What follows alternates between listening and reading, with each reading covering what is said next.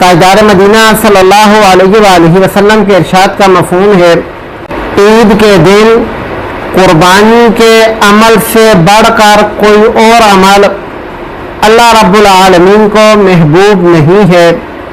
और यह रवायत सुनन तिरमिज़ी में मौजूद है।